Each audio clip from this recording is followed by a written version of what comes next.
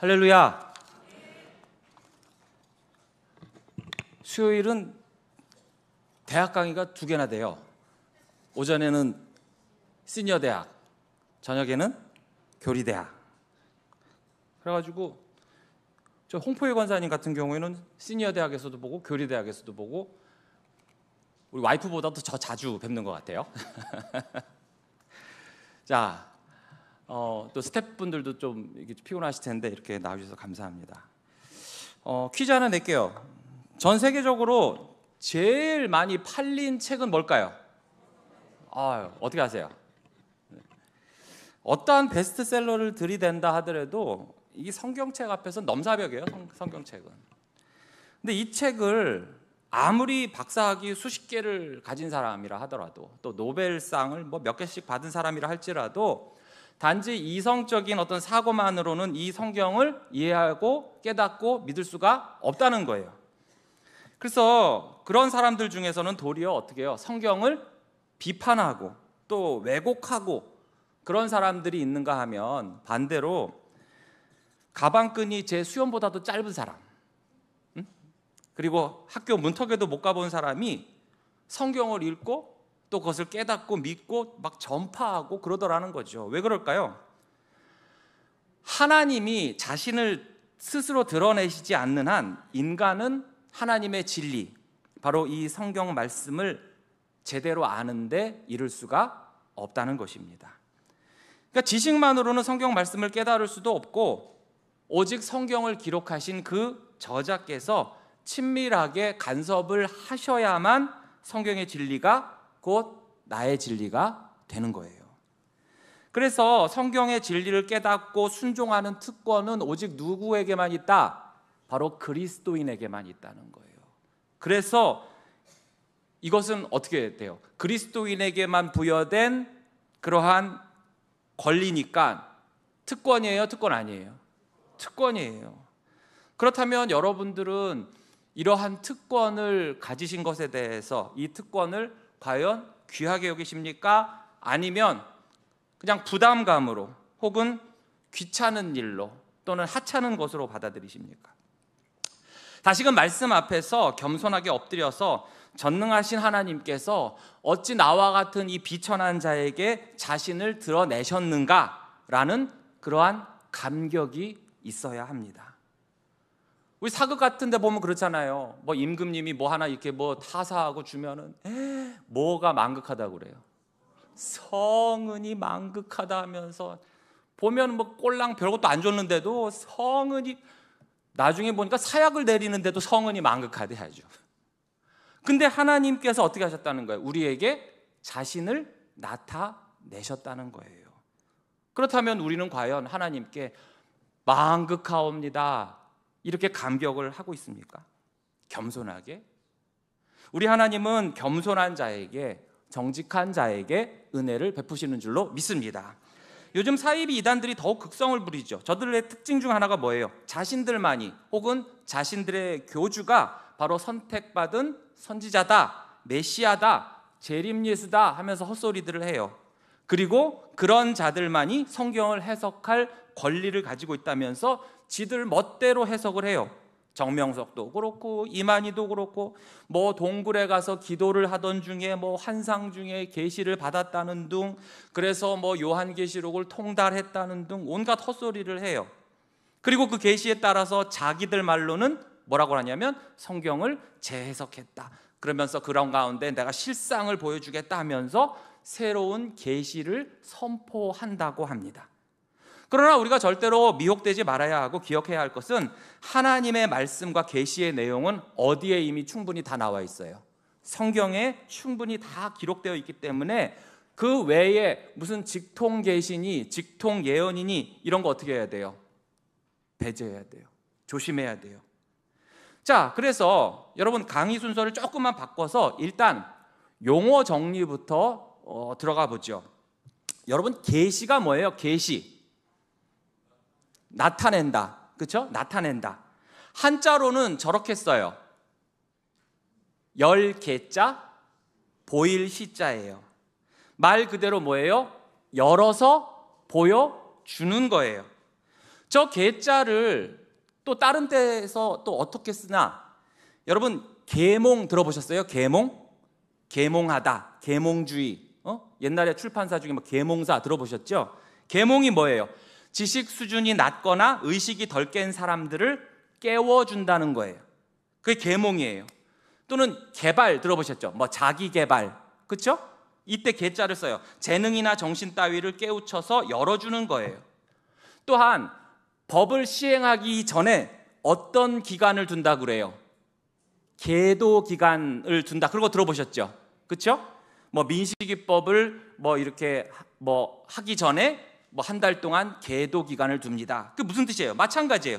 깨우쳐서 이끌어 주는 것을 말해요. 자, 여기서 이 계도, 계몽, 개발에서의 공통점이 뭐예요? 깨우쳐 주다, 열어 주다, 그런 내용이에요. 그런데 내 자신이 스스로 나를 그렇게 깨워주고 열어주는 게 아니라 다른 존재가 내 자신을 그렇게 깨우쳐주고 열어주는 거예요. 그러면 다른 존재, 우리로 말하면 누구예요? 다른 존재가 하나님이시죠. 그렇죠? 하나님께서 깨우쳐주시고 열어주시고 드러내셔서 우리에게 보여주시는 것, 그것을 뭐라고 한다? 계시라고 하는 거예요. 그래서 사전적인 의미도요, 사람의 지혜로는 알 수 없는 진리를 신이 깨우쳐 알게 하는 것. 사전도 되게 잘 나오는 것 같아요, 요즘에. 헬라어로는 여러분들이 좀 익히 들어본 단어예요. 아포칼립시스라고 그래요. 그래서 영어로도 아포칼립스라고 하고, 이게 동사가 아포칼립토거든요. 이 아포칼립토라는 것이 원래 헬라어에서 무슨 의미냐? 덮개를 제거하다예요. 그러니까 뚜껑을 열다예요. 여러분, 덮개를 제거하고 뚜껑을 열면 어떻게 됩니까? 그 안에 내용물이 나타나죠. 드러나요. 폭로가 돼요. 그래서 여러분 강의 한 1페이지 다번에 계시란 하면서 정의가 나와 있죠. 함께 읽어보겠습니다. 시작. 계시란 하나님이 자신의 존재와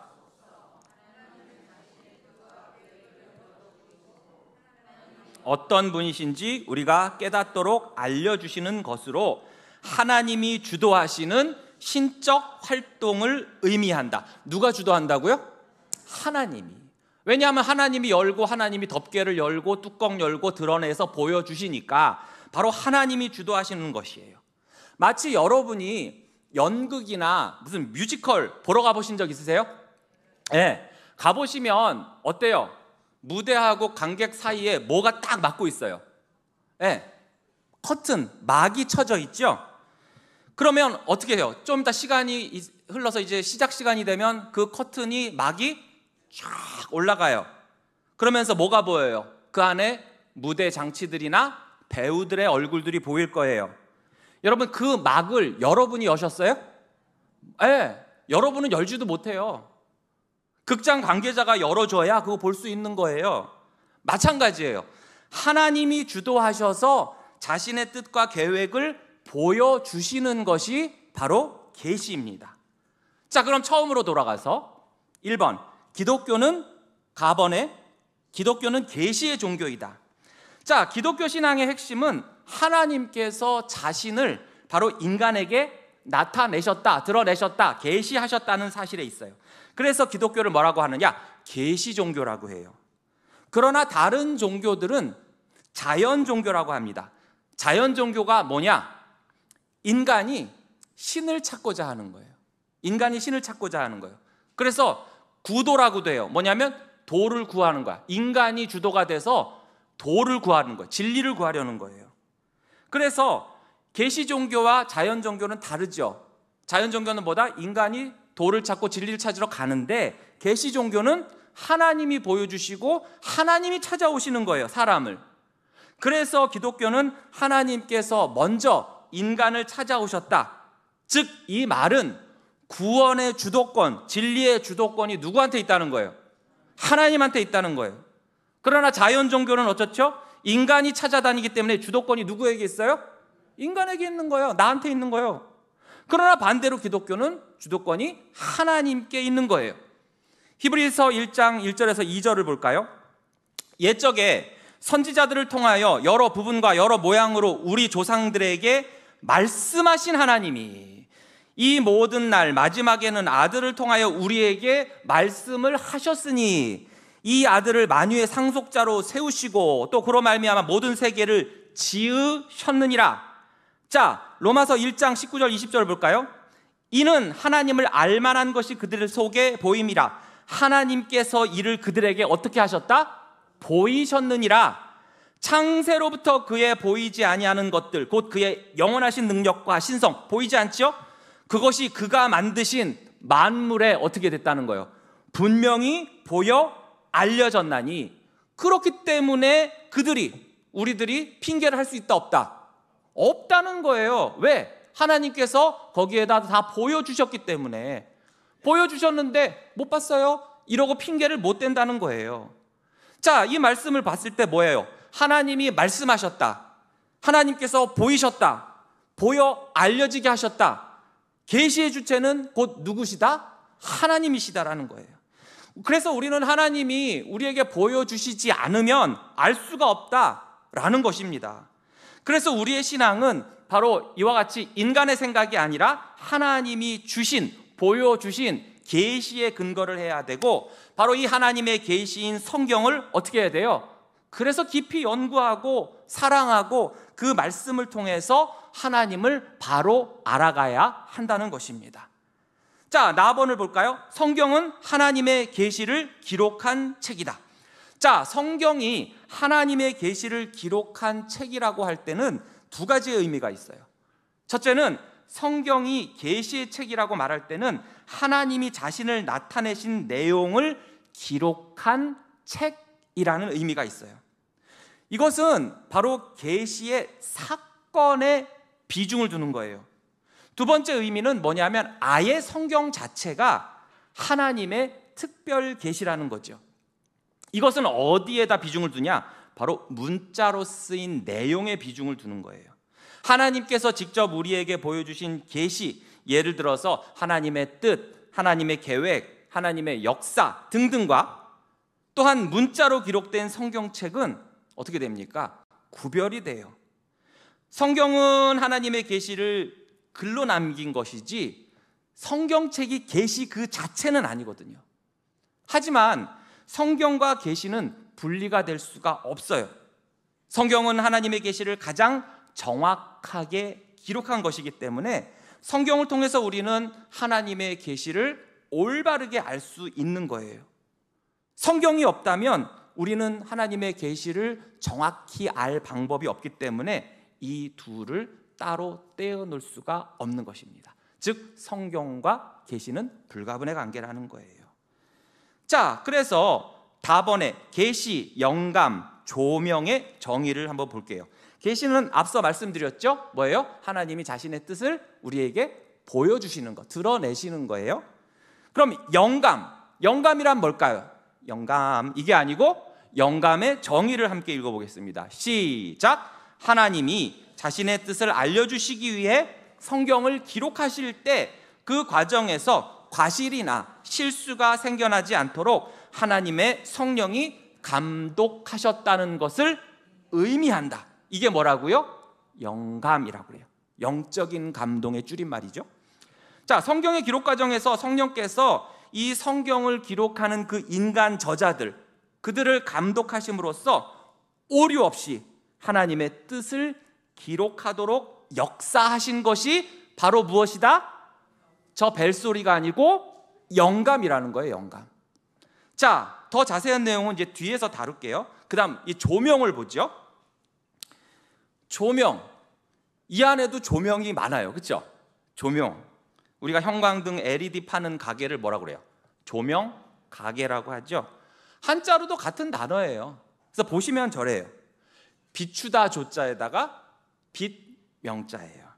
그러니까 빛으로 밝게 비추다라는 뜻이에요. 그럼 다 함께 정의를 또 읽어볼게요. 조명의 정의 시작. 성경을 읽거나 듣고 배울 때 말씀의 빛을 우리 마음에 비추어 주시는 성령의 역사를 의미한다. 그러니까 조명이나 영감이나 다 누구의 역사예요? 성령의 역사하심인 거예요. 빛이 어두움을 밝히 비추듯이 우리가 하나님의 말씀을 듣거나 읽거나 배울 때 성령께서 마치 빛을 비춰주시듯이 우리의 마음을 비춰주시는 것을 뭐라고 한다? 조명이라고 하는 거예요. 이것을 통해서 우리가 말씀을 비로소 깨닫고 받아들일 수 있게 하십니다. 그러니까 영감이든 조명이든 누가 하시는 일이라고요? 성령께서 하시는 일이기 때문에 성령이 없이는 우리가 성경을 바르게 이해할 수 있다 없다? 없다라는 거예요. 고린도전서 2장 12절에서 14절 볼까요?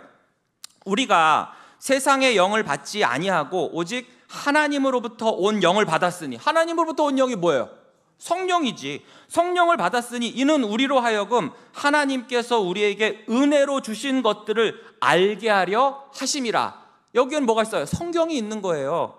우리가 이것을 말하거니와 사람의 지혜가 가르친 말로 아니하고 오직 누가? 성령께서 가르치신 것으로 하니 영적인 일은 영적인 것으로 분별하느니라. 육에 속한 사람은 하나님의 성령의 일들을 받지 아니하나니 이는 그것들이 그들에게는 어리석게 보임이요 또 그는 그것들을 알 수도 없나니 그러한 일은 영적으로 분별되기 때문이니라. 그래서 앞서 말씀드렸듯이 뭐 노벨상을 수십 개 받는다 하더라도 그에게 성령이 없으면, 성령이 조명하지 않으시면 그 학식 높은 사람도 하나님의 말씀 성경을 바르게 이해할 수가 없다는 거예요. 요한복음 14장 26절 볼까요? 보혜사 곧 아버지께서 내 이름으로 보내실 성령, 그가 너희에게 모든 것을 어떻게 하신다? 가르치신대잖아요. 내가 너희에게 말한 것을 또 어떻게 하신다고요? 생각나게 하신다는 거예요. 그러니까 말씀을 우리에게 가르쳐 주시고, 아, 그 말씀은 이런 내용이었지, 아, 이런 상황에서 이런 말씀이 떠올라, 그거 다 누가 하시는 거라는 거예요? 성령께서 하신다는 거예요. 그렇기 때문에 우리는 성경책을 읽기 전에, 말씀을 읽기 전에, 또 말씀을 들을 때, 또 말씀을 연구할 때, 뭐 설교를 들을 때, 그 전에 어떻게 해야 돼요?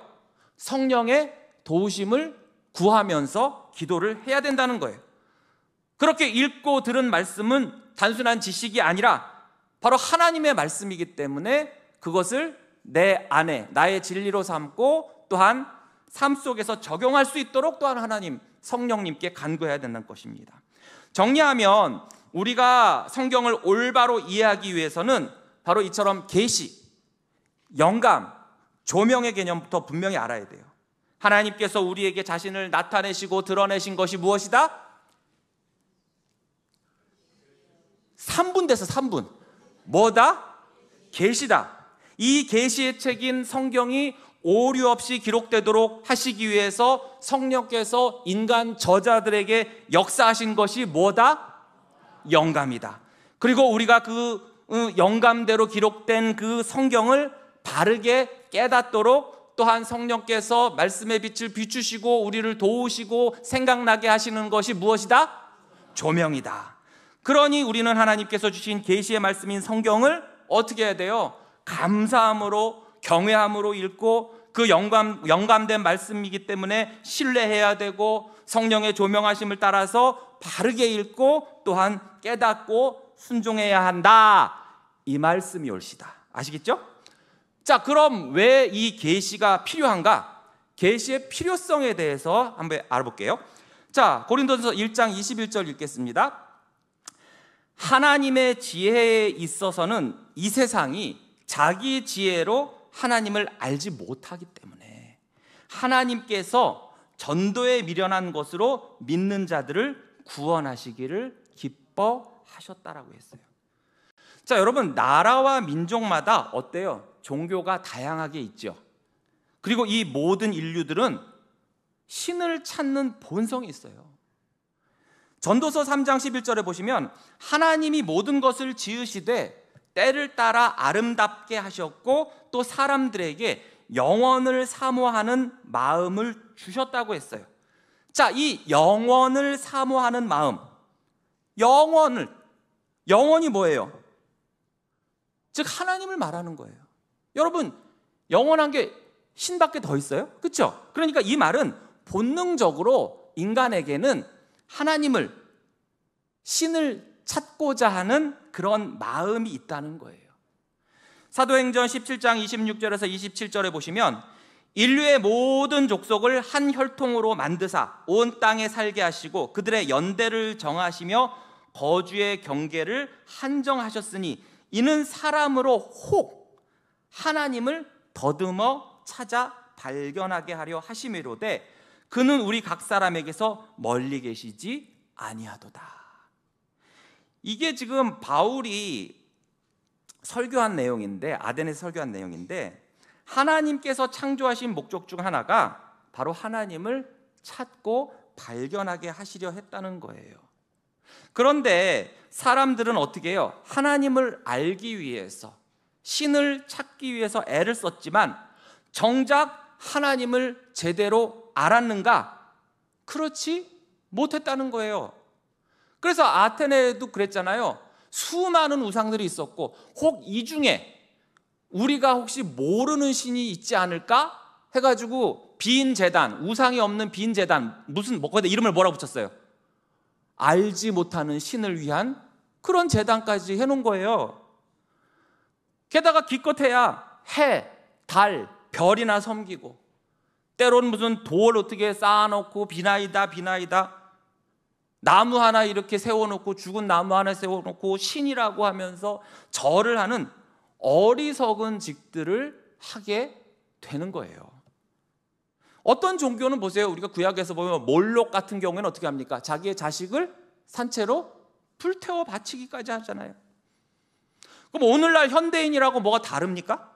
여전히 귀신을 섬기고요, 점을 보고요, 사주를 보고 그래요. 여러분 아시는지 모르겠지만 이 무속 사업하고 이 점 있죠? 타로, 사주, 요즘에 인터넷, 유튜브, 요즘 무당들은 MG 무당이라고 그래요. 20대 초반, 얼마나 예쁜지 몰라요. 그냥 블링블링해요. 그냥 딱 보면 이게 무당인지 무슨 모델인지 몰라. 그런 사람들이요, 막 유튜브에서 조회수 막 100만 이상씩 올리고 그래요. 한 해에 거기 들어가는 그들이 창출하는 수익도 점점 늘어간대요. 여러분 이상하지 않습니까? 과학이 발달하고 의학이 발달하고 지금 AI가 어쩌고저쩌고 하고 있는데, 양자 컴퓨터가 어쩌고저쩌고 하고 있는데, 오히려 무속 산업은요 가면 갈수록 어떻게 해요? 증가를 하고 있어요. 여전히 지금도 사람들은 어떻게 해요? 신을 찾으려고 하는데 문제는 엉뚱한데 잘못된 것을 찾고 있다는 거예요. 또한 자기 자신을 신처럼 높이는, 말 그대로 인본주의에 사로잡혀 있어요. 왜 이런 비참한 일들이 생깁니까? 사람은 자기 지혜로는 하나님을 알 수도 찾을 수도 없기 때문에 그래요. 그렇다면 하나님을 알기 위해서는 왜 꼭 계시가 필요할까요? 왜 하나님을 알고자 할 때 인간은 계시에 의존해야 될까요? 첫 번째로 존재론적 이유 때문에 그래요. 욥기 11장 7절에서 8절 볼게요. 자, 내가 하나님의 오묘함을 어찌 능히 측량하며 전능자를 어찌 능히 완전히 알겠느냐? 하늘보다 높으시니 내가 무엇을 하겠으며 스올보다 깊으시니 네가 어찌 알겠느냐? 우리 인간은 그런 존재라는 거예요. 하나님을 알 수가 없어요. 왜? 우리는 하나님과 아예 본질적으로 다른 존재이기 때문에 그래요. 하나님은 창조주시죠. 무한하신 분이세요. 그런데 우리는 어떻습니까? 피조물이에요. 유한해요. 우리는 시간, 공간에 갇혀 있기 때문에 아무리 스스로 연구하고 탐구한다 해도 그 무한하시고 무소부지하신 하나님을 완전히 이해할 수가 없어요. 또한 하나님은 거룩하시고 영원하신 초월자시고, 우리는 어때요? 죄로 물든 타락한 하나님의 심판 아래 있던 연약한 존재예요. 이처럼 하나님과 인간 사이에는 바로 근본적인 존재론적 차이가 있기 때문에 하나님께서 우리에게 자신을 드러내시지 않는다면 우리는 하나님을 알 수가 결코 없는 거예요. 여러분, 같은 피조물인 우리 인간들끼리도 서로 말 안 하고 속마음 드러내지 않으면 모르잖아요. 여러분, 남편들이 아내랑 대화할 때, 뭐 더 나아가 남자들이 여자랑 대화할 때 제일 홀딱 깨는 게 뭔지 아세요? 갑자기 아내나 여자가 그러는 거예요. 당신 내가 뭘 원하는지 몰라? 지금 내가 뭘 생각하는지 모르겠어? 그걸 꼭 말로 해야 돼? 아, 그럼 당연히 말로 해야지. 그걸 어떻게 알아 내가? 속 시원하게 얘기를 하든가. 얘기는 모르겠는데 그걸 꼭 내가 얘기를 해야겠어? 내가 하나님도 아니고 그 속을 어떻게 알아? 그러니 여러분 보세요. 인간이 인간을 알아가는 것도 이렇게 어려운데, 인간이 하나님을 알기 위해서는 하나님께서 얼마나 자신에 대해서 우리에게 설명을 해주셔야 됩니까? 이것이 바로 존재론적 이유요, 존재론적 한계예요. 두 번째는 뭐냐? 인식론적 이유 때문에 그래요. 자, 고린도전서 2장 9절에서 10절입니다. 기록된 바 하나님이 자기를 사랑하는 자들을 위하여 예비하신 모든 것은 눈으로 보지 못하고 귀로 듣지 못하고 사람의 마음으로 생각하지도 못하였다 함과 같으니라. 오직 하나님이 성령으로 이것을 우리에게 보이셨으니 성령은 모든 것 곧 하나님의 깊은 것까지도 통달하시느니라. 자, 인간의 인식 능력은요, 죄로 인해서 타락해서 이미 왜곡이 되어 있어요. 마치 우리가 안경을 이제 쓸 때 이 안경 렌즈가 막 구부러졌다든지 그러면 어떻습니까? 아무리 정상적인 거를 보더라도 어떻게 돼요? 구부러져 보이게 될 수밖에 없어요. 우리가 하나님에 대해서 알려고 하지만 우리 하나님은 완전한 지식, 완전한 지혜, 완전한 능력, 거룩한 성품을 가지신 분이잖아요. 그런 분을 유한하고 또 연약하고 게다가 타락한 그 죄성, 부패성으로 인해서 왜곡된 인식을 가진 인간이 하나님을 제대로 정상적으로 안다는 것은 근본적으로 불가능하다는 거예요. 상위 개념이 하위 개념을 파악하는 것은 당연하지만 하위 개념이 상위 개념을 파악한다는 것은 말 그대로 구조적으로 불가능해요. 예를 들어서 함수, 미적분 등의 고등수학을 하는 아이가 그보다 아래 단계인 저 아래 단계인 덧셈, 뺄셈을 하는 그 개념을 파악할 수 있겠죠? 그러나 반대로 덧셈, 뺄셈, 산수나하는 아이가 그보다 고등적인 함수나 미적분 이러한 개념을 파악할 수는 없는 거예요. 그래서 인간이 하나님을 알기 위해서는 하나님께서 우리에게 직접 자신을 나타내셔야, 즉 계시하셔야 어떻게 돼요? 알 수가 있다는 거예요. 그래서 마틴 로이드 존스 목사님은 이렇게 말했어요. 인간의 정신은 너무도 작아서 하나님에 이르거나 하나님을 이해할 수도 없고 하나님을 깨닫지도 못합니다. 타락으로 인해 인간의 모든 기능과 능력이 선천적으로 영향을 받았다는 사실을 우리가 이해를 한다면 인간의 노력으로는 하나님을 아는 지식에 이르는 것은 완전히 불가능하다는 것을 알게 될 것입니다 라고 말했어요. 그러니까 결국 계시 또한 하나님의 은혜라는 거예요. 하나님께서 계시를 주도하시면서 자신을 우리에게 열어 보여주셨기 때문입니다. 그 결과 우리 인간이 하나님에 대한 지식을 깨닫고 얻게 되는 거예요. 이처럼 우리는 하나님의 계시 없이는 하나님을 알 수도 없고 그분에게 나아갈 수도 없어요. 그러므로 우리는 하나님의 말씀을 더더욱 사모하고 날마다 성경을 묵상하며 성령의 조명하심을 구해야 됩니다. 이어서 하나님이 자신을 그 3번 있죠? 드러내시는 계시의 방법 또는 계시의 방편이에요. 여러분, 방편이 뭐예요? 방편은 수단 또는 방법의 또 다른 말이에요. 하나님께서 자신을 우리에게 나타내시는 것을 계시라고 했는데 여기에는 두 가지 방편, 두 가지 방법이 있다는 거예요. 바로 일반 계시와 또 뭐죠? 삼반 계시가 아니고 특별 계시가 있다는 거예요. 자, 먼저 일반 계시. 일반 계시란 하나님이 모든 인류에게 자연 만물과 일반적인 인류의 삶과 역사를 통하여 자기 자신을 계시하시는 것을 말한다. 무엇이? 일반 계시가.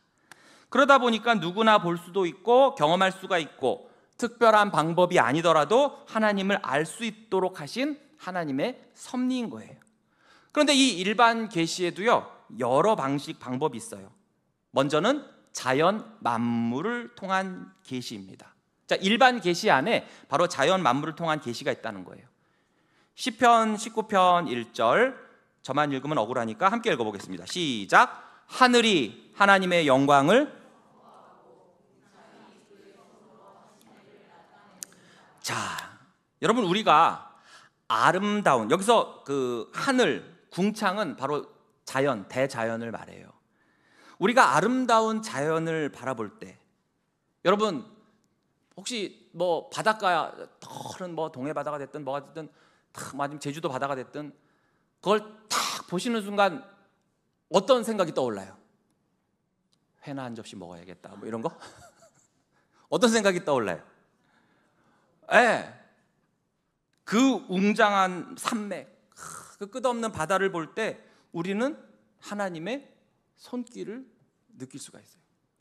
몇 년 전에 스위스에 갈 기회가 있어가지고 그 알프스를 갔는데 맨날 뭐 일자산 같은 산만 보다가 내 앞에 7,000m, 8,000m짜리 산이 탁 오잖아요. 순간 공포라고 그러나? 두려움이 확 오면서요, 그 경이로움에 눈물이 왈칵 나더라고요. 그러니까 아니, 산 보고 왜 울어? 근데 눈물이 나요. 확 나요. 그 압도감에. 근데 그것을 누가 창조하셨다? 이거는 하나님이 창조하신다고는 말 외에는 다른 걸로 설명이 안 되는 거예요. 거기서 하나님의 손길을 느끼는 순간 어떻게 해야 돼요? 내 마음에 감동이 와요. 그래서 하나님께서 창조하신 자연 속에서 우리는 그 하나님의 존재와 그분의 위대하심을 발견할 수 있는 거예요. 사도행전 14장 16절 17절 볼까요? 하나님이 지나간 세대에는 모든 민족으로 자기들의 길들을 가게 방임하셨으나 그러나 자기를 증언하지 아니하신 것이 아니니 곧 여러분에게 하늘로부터 피를 내리시며 결실을 주시는 선한 일을 하사 음식과 기쁨으로 여러분 마음에 만족하게 하셨느니라 하고. 그러니까 때가 돼서 하늘에서 비를 주시고 또 추수할 때를 주시는 것, 이것이 다 이것을 통해서 하나님이 자신을 드러내시고 나타내 보여주셨다는 거예요. 이처럼 성경은 자연의 존재를 통해서 그것을 만드신 창조주 하나님이 계시다는 것을 분명히 가르쳐주죠. 타락 이전에도 하나님은 자신을 알리는 방편으로 자연 만물을 사용하셨고 오늘날에도 자신을 알리는 방편으로 이 자연을 사용하고 계십니다. 두 번째로 역사를 통한 계시예요. 일반 계시 안에 역사를 통한 계시가 있다는 거예요. 사도행전 17장 26절에 보시면 인류의 모든 족속을 한 혈통으로 만드사 온 땅에 살게 하시고 그들의 뭐를? 연대를 정하시며 거주의 경계를 한정하셨다고 했어요. 자, 하나님께서는 역사의 주관자라는 거예요. 나라들의 흥망성쇠와 세계의 변화 속에서 우리는 하나님의 섭리를 또한 발견하고 그분의 뜻을 알 수가 있어요. 여러분, 예를 들어서 다니엘에서 보세요.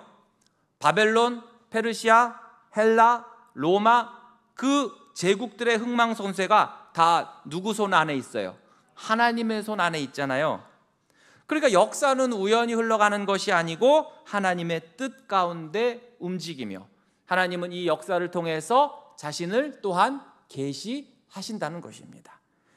세 번째로 섭리를 통한 계시예요. 여러분, 섭리가 뭡니까? 섭리가 뭐예요? 통치, 다스림. 이제 다음 강의 때 이제 또 나오겠지만 하나님이 창조하신 우주 만물의 모든 피조물을 보존하시고 그 우주 만물이 하나님의 목적을 향하여 움직일 수 있도록 다스리시고 운행하시는 것, 이것을 바로 섭리라고 하고 이것 또한 하나님의 고유 사역이신 거예요. 그러니까 만물을 하나님 뜻대로 보존, 통치, 운행하시는 것을 섭리라고 하는 것입니다. 하나님은 이 섭리를 통해서 또한 계시하십니다. 잠언 16장 9절에 보시면 사람이 마음으로 자기의 길을 계획할지라도 그의 걸음을 인도하시는 이는 여호와이시니라. 우리의 길을 인도하시고 걸음을 인도하시는 것을 다른 말로 하나님의 섭리라고 한다는 거예요. 하나님은 창조주시죠. 모든 것을 다스리시는 분이에요. 우리의 삶을 돌아볼 때 하나님께서 우리를 어떻게 해요? 인도하시고 보호하시고 우리의 필요를 채워주시는 것을 다 볼 수가 있잖아요. 예수님도 이렇게 말씀하셨어요. 마태복음 6장 30절에 오늘 있다가 내일 아궁이에 던져지는 들풀도 하나님이 이렇게 입히시거든 하물며 너희일까 보냐. 이 믿음이 작은 자들아. 그러니까 들풀도 바로 하나님의 섭리 안에 있고 너희들도 하나님의 섭리 안에 있다는 거예요. 하나님의 섭리 속에서 우리는 하나님의 존재를 또한 더욱 깊이 깨닫게 되죠. 마지막으로 도덕적 경험을 통해서 우리가 또한 하나님의 그 일반 계시를 알 수 있다는 거예요. 자, 하나님은 인간을 자신의 형상대로 창조하셨죠. 그러면서 우리 안에 그 하나님의 성품인 도덕적 분별력과 양심을 주셨어요. 로마서 2장 14절 15절에 보시면 율법 없는 이방인이 본성으로 율법의 일을 행할 때에는 이 사람은 율법이 없어도 자기가 자기에게 율법이 되나니 이런 이들은 그 양심이 증거가 되어 그 생각들이 서로 혹은 고발하며 혹은 변명하여 그 마음에 새긴 율법의 행위를 나타내느니라. 말이 좀 어렵죠? 무슨 뜻이냐면 율법을 알지 못하는 이방인들조차도 하나님께서 그들에게 주신 도덕적, 윤리적 작용을 통해서 율법의 일을 행하는 것처럼 인간은 하나님의 형상에 따라 창조되었기 때문에 도덕적 분별력이라든지 양심의 작용 등을 통해서 이것을 주신, 이것을 나에게 주신, 인간에게 주신 그 하나님의 존재, 또 하나님의 성품을 알 수 있다는 것입니다. 이처럼 일반 계시는 하나님을 알 수 있도록 하는 충분한 증거와 가치가 있어요. 로마서 1장 20절에 보시면 창세로부터 그의 보이지 아니하는 것들 곧 그의 영원하신 능력과 신성, 하나님의 영원하신 능력과 신성은 물론 우리 눈에 보이지 않지요. 그런데 그것을 그가 만드신 만물에다가 분명히 보여서 알려지게 하셨다는 거예요. 그러므로 핑계하지 못할지니라. 그러나 한편으로는 이 일반 계시가 한계가 있을 수밖에 없어요. 인간은 죄로 인해서 하나님께 올바로 반응하지 못하고 오히려 잘못된 방향으로 갈 때가 비일비재하지요. 이것을 로마서 1장 21절에서 23절은 이렇게 말합니다. 하나님을 알되, 하나님을 어떻게 인지하기는 했는데 그런데 하나님을 영화롭게 또 아니하며 하나님을 감사하지도 아니하고 오히려 그 생각이 허망하여지며 미련한 마음이 어두워졌나니 스스로 지혜 있다나 어리석게 되어서 그 하나님을 알려고 하고 신을 찾고자 하는데 인간이 어리석어서 어떻게 했다는 거예요? 그 하나님을 썩어지지 아니하는 그 하나님을, 그 하나님의 영광을 뭘로? 썩어질 사람, 새, 짐승, 기어다니는 동물 모양의 우상으로 바꿨다는 거예요.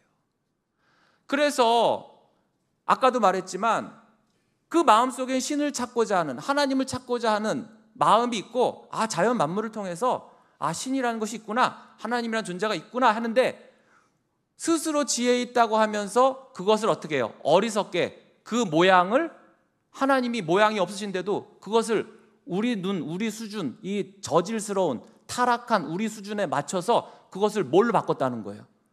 돼지로도 바꾸고 소로도 바꾸고 그러니 여러분 출애굽기에 보시면 어떻게 합니까? 그들이 하나님의 보이지 아니하시는 하나님의 인도로 홍해를 건넜음에도 모세가 시내산에 올라간 사이에 그들이 어떻게 했어요? 금송아지를 만들었잖아요. 송아지가 썩어요, 안 썩어요? 썩지요. 그 하나님의 놀라운 영광을 썩어질 소의 형상으로 만드는 것이 인간이라는 거예요. 그러니까 일반 계시만으로는 구원에 이를 수가 없다는 거예요. 즉 하나님을 아는 데는 충분할 수 있을지 모르겠지만 구원의 길을 깨닫는 데는 부족하다는 거예요. 그래서 하나님은 특별 계시를 주셔서 구원의 길을 밝히 보여주신 것입니다. 그래서 3페이지 나번에 보시면 특별 계시라고 나와 있죠. 일반 계시만으로는 인간이 구원에 이를 수 없기 때문에 하나님께서는 특별한 방식으로 자신을 계시하셨습니다. 이 특별하다는 것은 명쾌하다, 확실하다는 뜻이에요. 그래서 이 특별 계시는 특정한 시대와 특정한 사람들에게 주어진 하나님의 직접적인 계시고, 특히 예수 그리스도를 통한 하나님의 구속 계획을 밝히 보여주시는 것을 특별 계시라고 해요. 여러분, 인간이 타락하기 이전에 인간보다 더 영화롭고 지혜로운 천사들이 있었죠. 그렇죠? 근데 그 천사들 중에 일부가 어떻게 해요? 타락했어요. 그런데 하나님께서는 이들에게 구원의 계시, 특별 계시를 보여주셨어요? 안 보여주셨어요? 안 보여주셨어요. 그러나 우리 인간에게는 아낌없이 그 진리를 특별하게 나타내 주셨죠.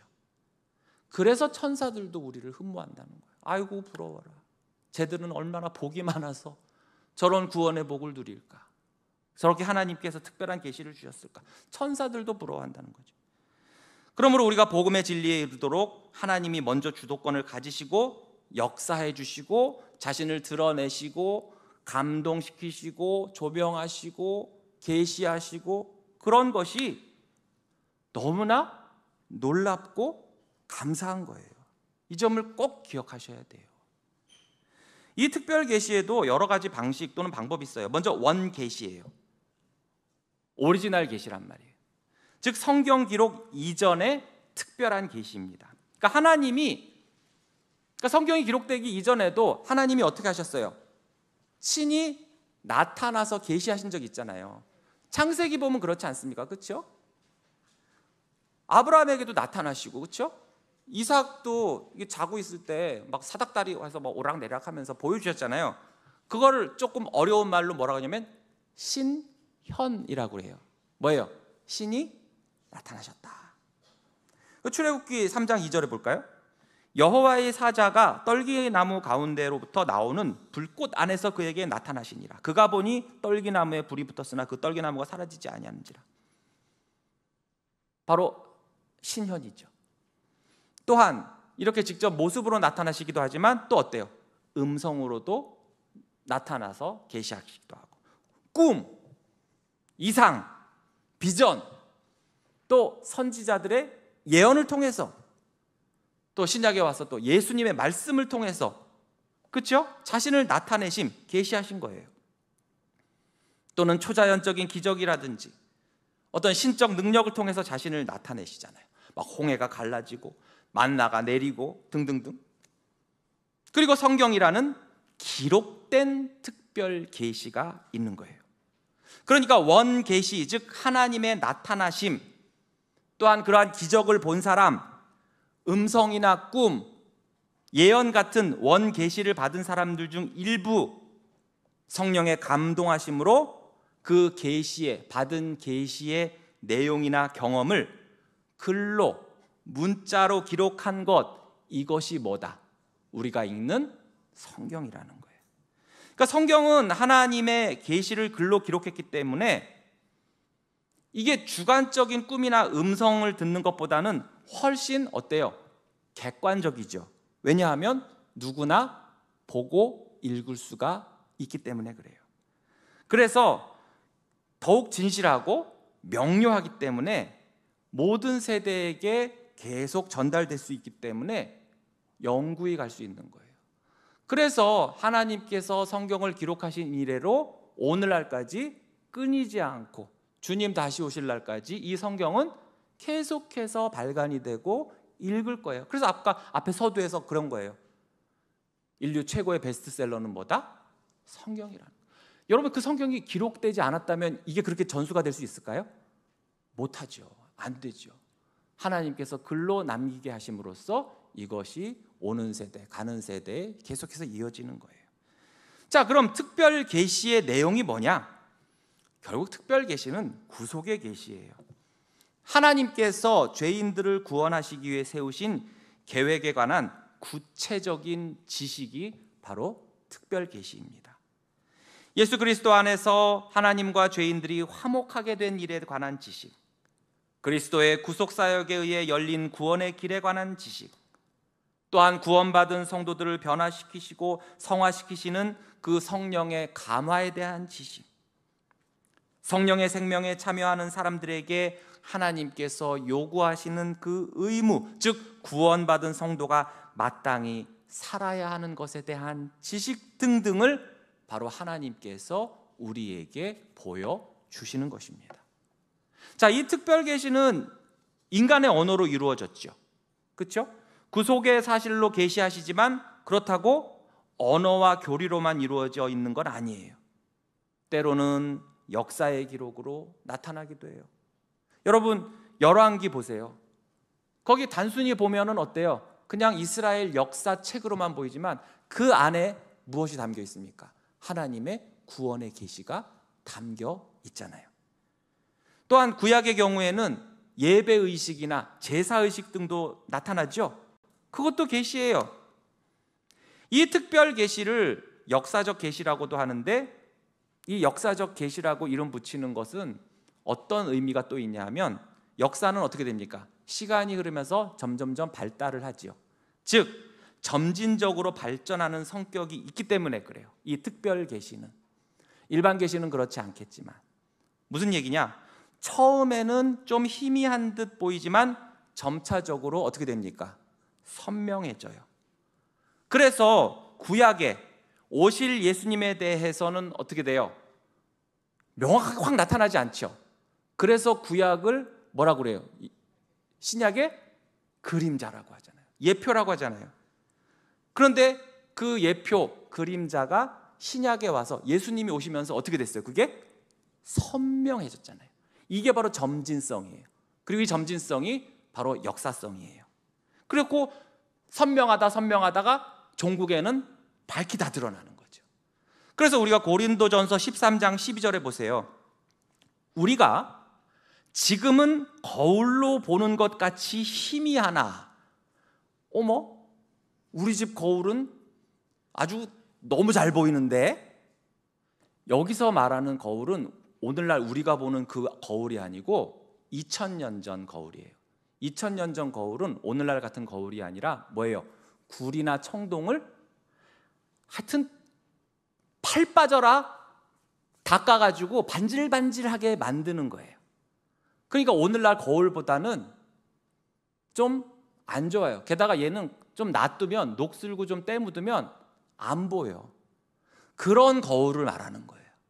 그래서 우리가 지금은 그런 청동 거울을 보는 것 같이 희미하지만, 그때에는, 주님 다시 오실 때는 얼굴과 얼굴을 맞대서 보는 것처럼 볼 것이요, 지금은 부분적으로 아나 그때에는 주께서 나를 아신 것 같이. 예수님은 하나님이시니까 나에 대해서 100%, 1000% 아세요, 모르세요? 아시죠? 내 속마음, 내 뼛속까지, 세포 속까지 우리 주님은 다 아세요. 주께서 나를 아신 것 같이 나도 지금은 부분적으로 하나님을 요만큼 알지 모르겠지만 그때는 어떻게 된다는 거예요? 주님이 나를 아신 것 같이 나도 우리 주님을 온전히 알리라. 온전히 알리라. 그래서 특별 계시는 일반 계시의 진리를 올바르게 이해하도록 도와주고, 또 일반 계시는 특별 계시를 더 깊이 이해하도록 또 돕고, 그러니까 정리하면 아무리 일반 계시가 많더라도 이 특별 계시인 성경이 없다면, 그래서 성경을 읽지 않는다면 그 많은 일반 계시를 통하여 전달되는 하나님에 대한 지식을 바르게 아는 것이 불가능하다는 거예요. 그러니까 보세요. 아까도 저 설악산 멋있어. 저 동해바다 멋있어. 저거 분명히 어떤 신이 창조했을 거야. 거기까지는 안다 하더라도 이 성경이 없으면 그 신이 우리가 믿는 하나님인 줄 안다 모른다.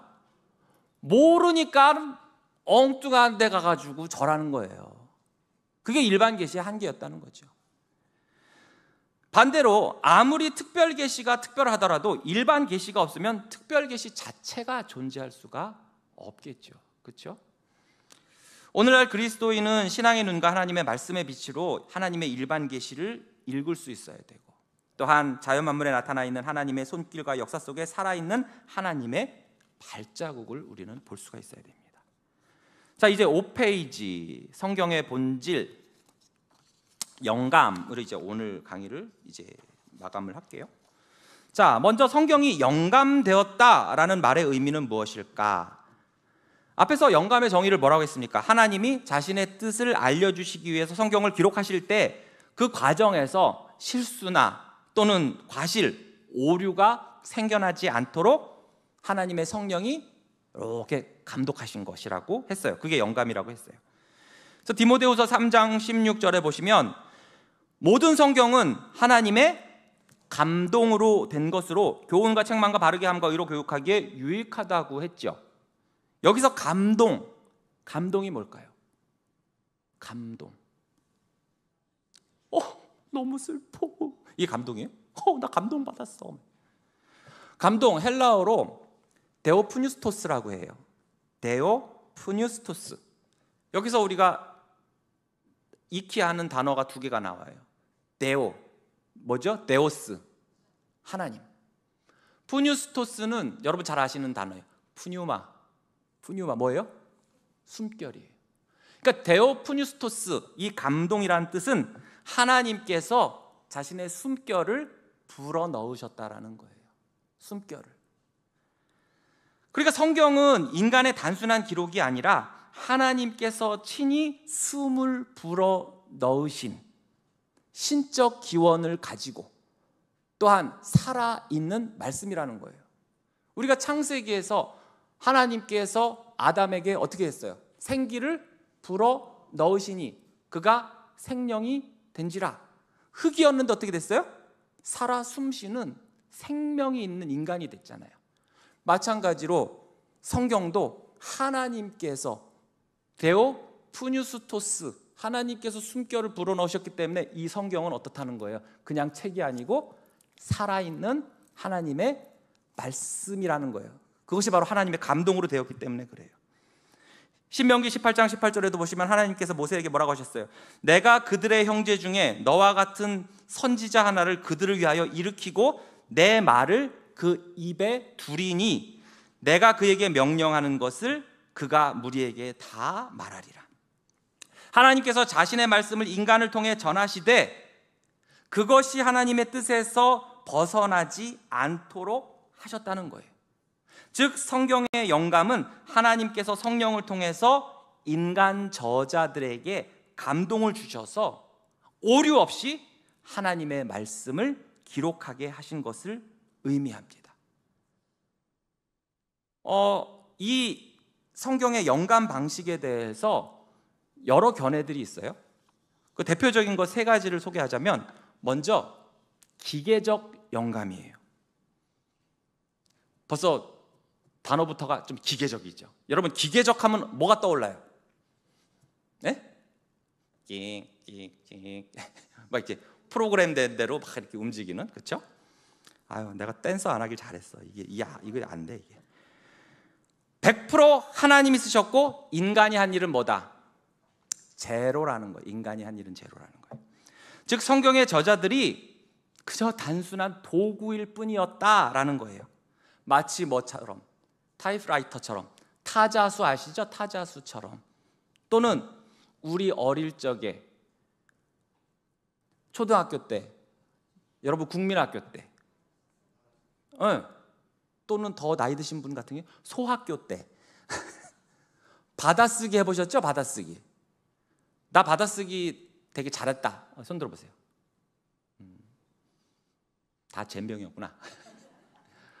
뭐라고요? 뭐라고요? 이러고. 이 기계적 영감이라는 건 이런 얘기예요. 받아쓰기 시험 보듯이 하나님께서 불러주는 대로 성경의 저자가 모세면 모세고 여호수아면 여호수아고 그대로 받아 적었다는 거예요. 어떤 식으로든 저자들의 생각이나 감정이 하나도 안 들어갔다는 거죠. 그래서 성경의 기록에만 하나님의 영감이 들어갔을 뿐이고 저자에게는 전혀 영감이 되지 않았다는 거예요. 그러나 이러한 견해는요, 성경 저자들이 썼던 그 성경 기록의 문체나 개성이 드러난 것과 모순이 돼요.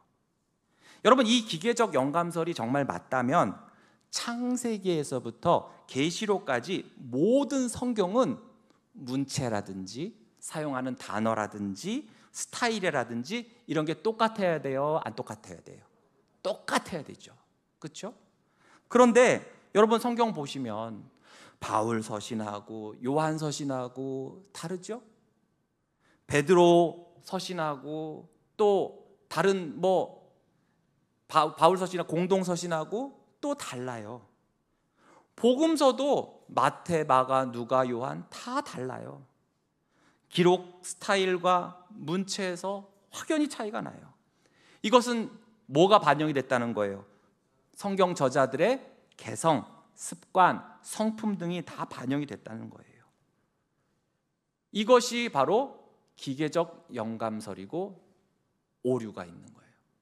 두 번째로 동력적 영감설이 있어요. 이건 여러분들 들어보셨을지 모르겠는데 이것은 성령의 영감이 단지 기록자의 지적 능력이나 영적인 지각력을 향상시킨 것에 불과하다는 주장이에요. 즉 성경의 기록이 전적으로 인간의 노력과 지혜에 의한 것이고 성령은 그걸 더 잘 쓰도록 옆에서 으쌰으쌰 이렇게 해줬다는 거예요. 결국 이 견해는 성경 저자에게는 영감을 주었지만 그 기록물에는 그들이 쓴 그 성경 자체에는 영감이 되지 않았다는 것이 되기 때문에 성경 자체가 하나님의 감동하심으로 되었다는 말씀에 위배가 되지요. 그래서 이 동력적 영감설도 옳지 않아요. 그럼 마지막으로 하나 남았네. 뭐죠? 유기적 영감설이에요. 이것은 하나님 100%, 인간 100%, 그리고 가장 성경적인 견해예요. 자, 이 유기적 영감설, 유기적 영감이라는 것은 하나님께서 인간 저자들의 성품과 기질과 은사와 재능과 교육과 문화, 어휘, 어법, 문체, 경험, 직업 등을 10분 활용하시되 그들의 마음을 조명하시고 또한 감동하셔서 오류 없이 성경을 기록하게 하셨다는 것입니다. 즉 하나님과 성경 저자가 유기적으로 한 몸을 이룬 거예요. 그래서 하나님께서는 저자들의 개성을 완전히 제거하지 않으시면서도 그들의 기록 과정에서 죄의 영향력은 억누르시고 정확한 하나님의 뜻만이 전달될 수 있도록 그렇게 오류 없이 기록되도록 역사하셨다는 것입니다. 그래서 이것을 아까도 언급했던 그 마틴 로이드 존스 목사님은 기수의 비유를 드셨어요. 어떻게 하냐면 여러분 경마장 가보셨잖아요. 그렇죠? 안 넘어가네. 텔레비를 보시거나 뭐 하면 이렇게 말이 이렇게 이렇게 레인에 딱 있고 뭐 땅 그러면 이렇게 문이 확 열리면서 말이 앞으로 쭉 가잖아요. 막 100m 달리기 하듯이 확 가요. 근데 얘네들이 솔직히 길이 좀 들긴 했지만 그 좁은 레인을 벗어나지 않고 앞만 보고 쭉 가죠. 그 레인을 벗어나지 않아요. 뭐 1번 말, 2번 말, 어쩌고저쩌고 3번 말 어쩌고저쩌고 하는데 벗어나질 않아요. 딱 그 레인 안에서 살짝 왔다 갔다 할지 모르겠지만 그 레인을 벗어나질 않아요. 얘네들이 잘 훈련돼서 얘네들이 잘 길들여져서 그런 걸까요? 아니죠. 그 위에 누가 있어요? 기수가 있어요. 그래서 여러분 그 경마 기수들 보면요, 키가 150이 안 넘어요. 남자인데 몸무게도 한 30kg, 40kg밖에 안 돼요. 왜냐하면 말에 무게를 주면 안 되니까. 그리고 그 기수들 보면요, 우리가 그냥 일반 승마하듯이 엉덩이 대고 앉지 않아요. 어떻게 해요? 엉덩이 떼고 있죠, 이렇게. 뭐라 그러죠? 그 발 거는 거? 거기다 발 걸고 열심히 막 채찍질해요.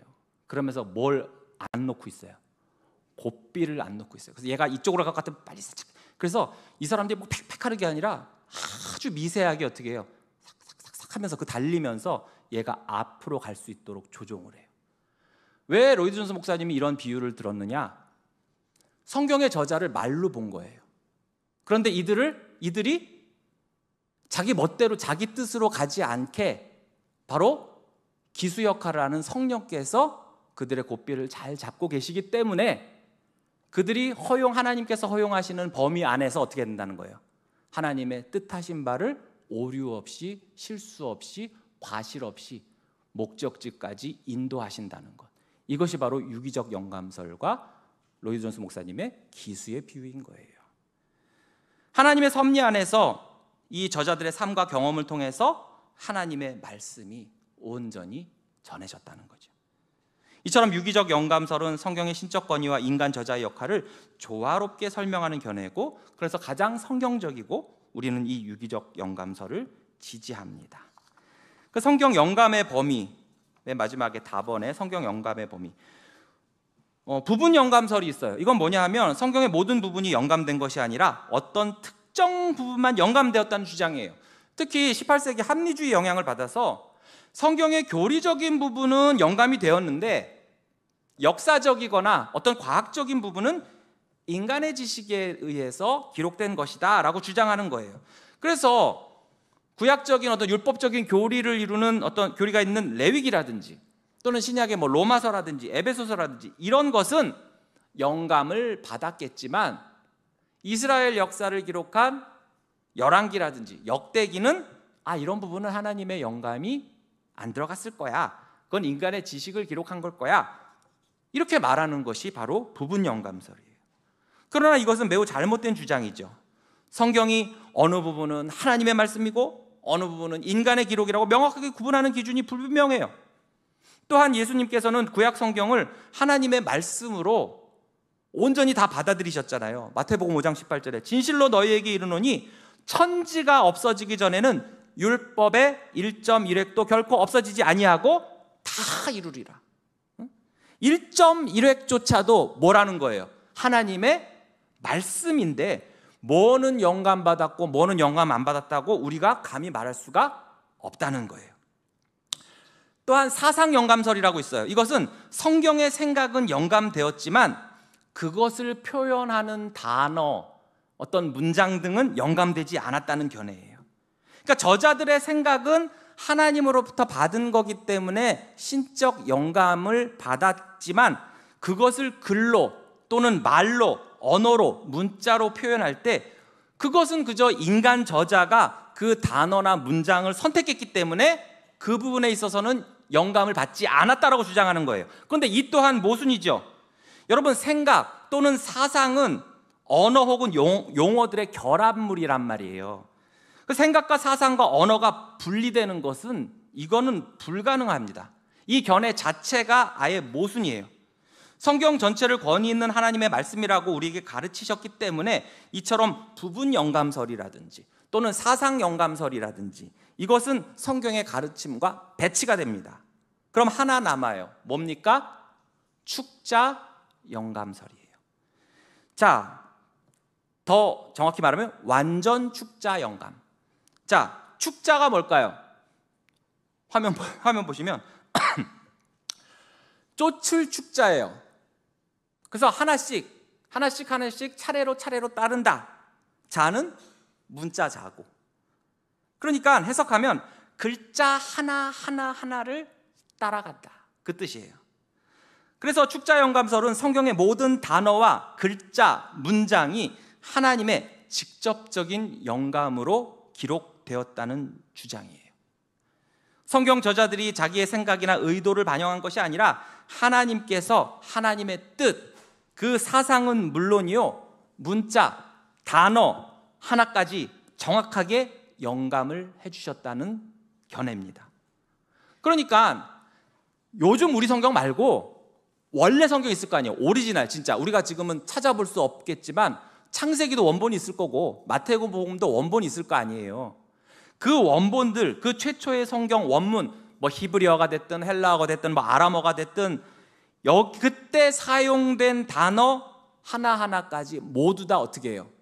하나님께서 감동하심으로써 오류 없이 그것이 다 하나님의 진정한 말씀이다 라고 믿는 것이에요. 내용뿐 아니라 단어 선택, 문장 구조까지 하나님께서 직접 개입하셨다는 뜻입니다. 이와는 반대되는 것이 아까 말한 사상영감설, 즉 성경의 사상이나 개념은 하나님께서 감동, 즉 영감을 주셨지만 구체적인 단어는 인간이 고른 거다, 그러니까 거기에는 영감이 없다, 인간 저자들의 자유에 맡겨졌다고 보는 견해죠. 그러니까 우리는 무엇을 믿는가, 믿어야 되는가? 여러분 결론 보이세요? 결론 우리 읽고 우리가 마치겠습니다. 시작. 우리는 완전 유기적 축자 영감을 믿는다. 하나님이 태초의 말씀으로 천지를 창조하시고 그 말씀은 요한복음 1장의 기록대로 예수 그리스도로 이 땅에 나타나셨다. 하나님은 예수 그리스도의 생애와 말씀으로 하나님 자신을 완전히 계시하신다. 우리가 성경의 신적 권위를 인정한다는 것은 예수 그리스도를 살아계신 하나님이요 우리의 완전한 구원자로 인정한다는 것과 같다. 그러므로 우리 두 손에 들린 하나님의 말씀이 얼마나 고귀하고 소중한가, 영감된 하나님의 말씀을 그 무엇보다 중요한 가치로 알고 단어 하나하나, 문장 하나하나에 깃든 하나님의 뜻을 분별해야 할 것이다. 아멘. 그렇게 분별하시고 또 말씀을 사모하시는 사랑하는 모든 성도님들 되시기를 주님의 이름으로 축복합니다. 기도하겠습니다. 하나님 아버지, 은혜와 사랑을 감사드립니다. 우리가 무엇이 간데 하나님께서 친히 자신을 드러내시고 나타내시고 또한 하나님의 영감으로 기록된 이 성경 말씀을 하나님 아버지 우리가 읽도록 또 성령께서 우리를 감화하시고 또한 조명하시고 깨닫게 하시고 또한 하나님 아버지 이것을 지킬 수 있는 마음과 믿음을 또한 허락하심에 감사드립니다. 하나님 아버지, 이렇게 하나님께서 정말 놀라운 방법으로, 우리가 상상할 수도 없는 방법으로 이렇게 우리에게 허락하신 하나님의 말씀, 자신을 나타내신 이 하나님의 계시를 하나님 아버지 그동안 우리가 너무나 소홀히 하고 하나님 읽기를 또한 게을리하고 또 이 말씀에 순종하기를 꺼려했던 그 지난 날들을 주여 용서하여 주시옵고, 다시금 하나님 아버지 주께서 우리에게 주신 이 하나님의 말씀 성경을 정말로 사모하며 사랑하며 매일 하나님 아버지 앞에서 읽고 또 성령의 도우심을 구하면서 말씀대로 준행하는 우리 모두가 되게 하여 주시옵소서. 예수님의 이름으로 기도합나이다. 아멘.